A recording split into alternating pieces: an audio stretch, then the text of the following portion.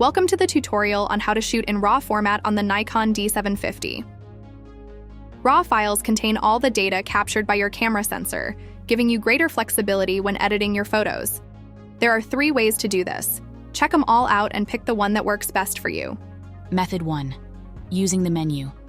Press the menu button. Navigate to the photo shooting menu, camera icon. Scroll down to the image quality option. Select RAW, NEF. Press the OK button to confirm. Exit the menu by pressing the menu button twice.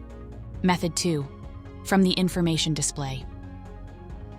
While in viewfinder mode, press the info button.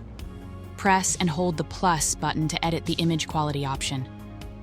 Rotate the command dial until you see RAW, NEF, from the available options. Exit the information display by pressing the info button again. Method 3. Using the I button. While in live view mode, press the I button.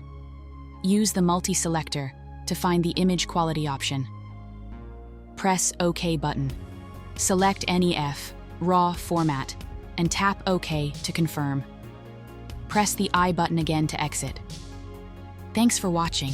If you found this tutorial helpful, please remember to like and subscribe. You can discover more tips and tricks for the Nikon D750 in the playlist linked in the description below.